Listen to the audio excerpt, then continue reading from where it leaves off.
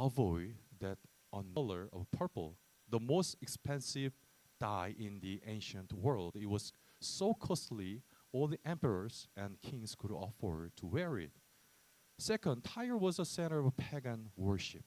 It was a headquarters of Baal worship. People also bowed down to god named Melkart, which is the Tyrian version of Hercules. And it was a place of idolatry. Third, there was a, like, I would say, painful history between Jews and Tyrian. The Tyrian used to capture Jewish people, even children, and sell them as slaves. Can you believe it? In fact, the prophets Amos and Joel condemned them for this human trafficking. And in actually 42 BC, Marion, the ruler of Tyre, invaded Galilee and captured many Jews and took them away as prisoners. So for the Jewish people at the time, Tyre and everything living in there was just enemy. But look at this. Jesus leaps over these cultural, religious, and historical walls. He enters the city, Tyre. And I would say this entry and this retreat into Gentile territory becomes a living message in itself. Let's think back, Mark chapter 7. Just moments ago, Jesus challenged the Jewish purity laws and rituals, right? He declared that eating with unwashed hands does not defile a person. But for the Jews, this purity law expanded beyond just food and hands. It extended to people. They believed that simply touching the Gentile people makes them unclean. But now, Jesus proving his teaching with his body. Let's see.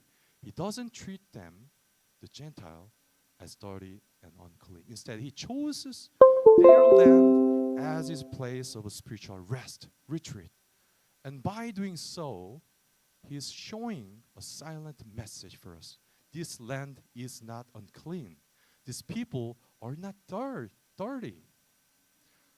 However, just as Jesus tried to find rest, Tyre, someone interrupted him. In Mark 7:25, a woman whose little daughter had an unclean, evil spirit heard about him and came and fell at his feet.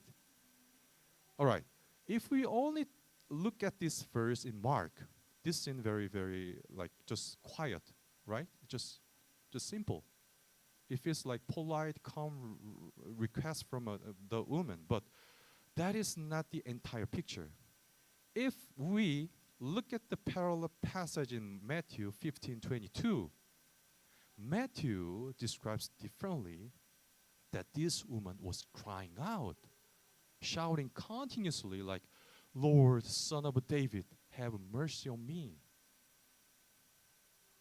You know, when you read Matthew chapter 15, it was so annoying that even the disciples came to Jesus and asked, "Please, teacher, just give her what she wants, so she will stop following us." But then Mark gives us a very interesting passage in verse 26 about her background. This is really important, everybody. We can't miss this, please. So, he says, she was a Greek born in Syrian Phoenicia. Matthew describes her little differently. He calls her a Canaanite woman. At first, those labels sound confusing, right? Just confusing. Why is Syrian and Phoenicia is standing together? This doesn't make sense. But I will explain them one by one, and you will see a three-dimensional picture of this woman. First, take the word Canaanite.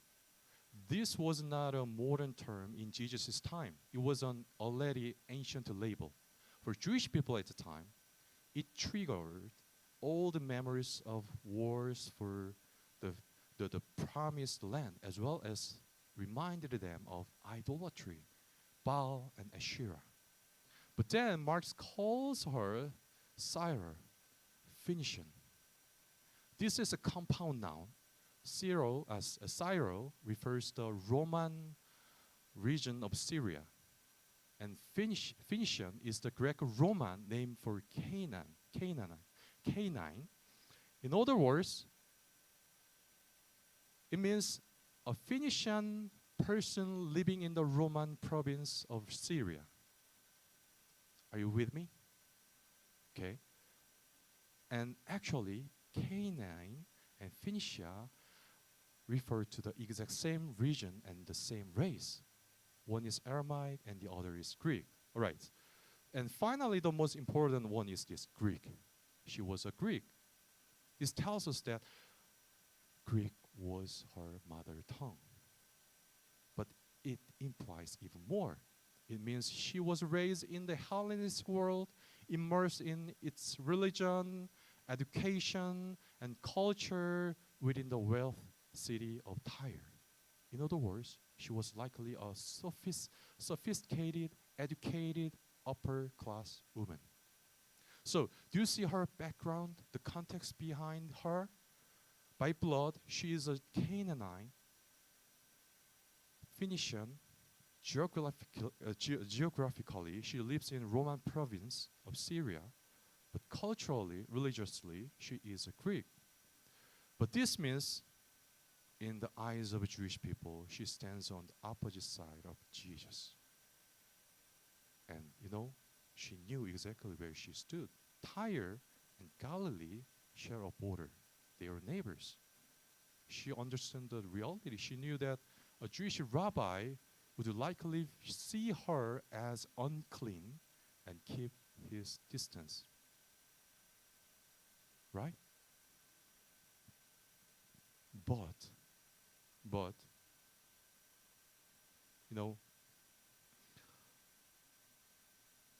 she knew she was just opposite of Jesus. But she still approached Jesus, right? Because she heard about Jesus. She heard about Jesus. She heard that Jesus healed the sick. She heard that he had compassion for the weak. And perhaps she even heard about his miracles and healings in Gennesaret, another Gentile region.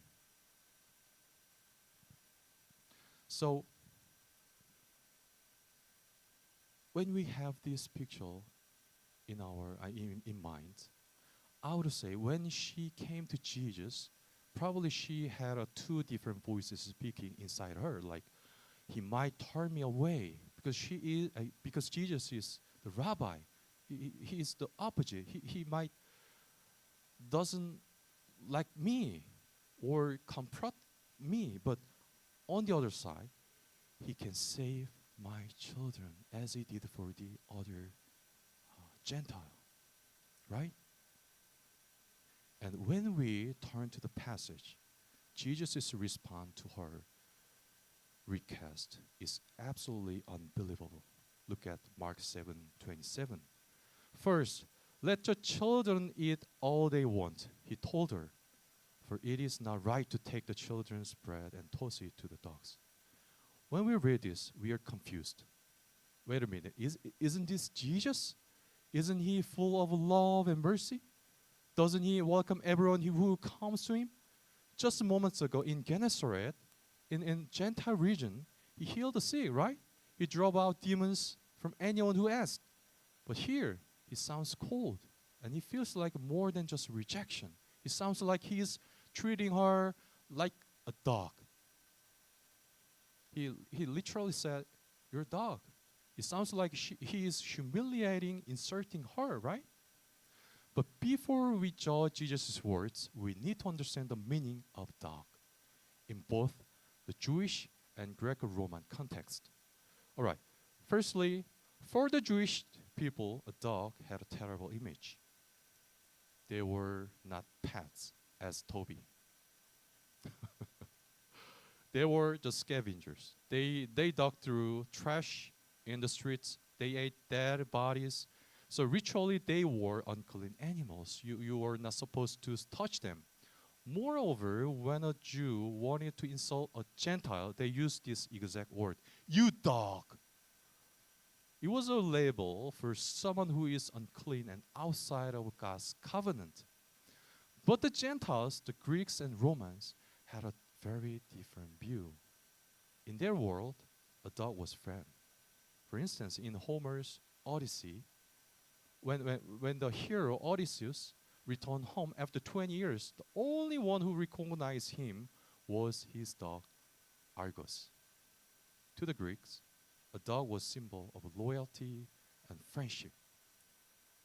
And we even have a records of Roman families keeping small Melita dogs, the ancestors of today's Maltese, 한국말로 말티즈, as their pets. And then let's look at the text closely again. Of course, we have to admit the context in which the word dog is used is not positive. Jesus is drawing a clear line, right? Israel first, you Gentiles are outsiders. You do not have the right to receive God's grace right now. It is not your turn, you Gentile. But here is where things become very interesting. You know, Jesus makes a very subtle adjustment, a change to the word dog.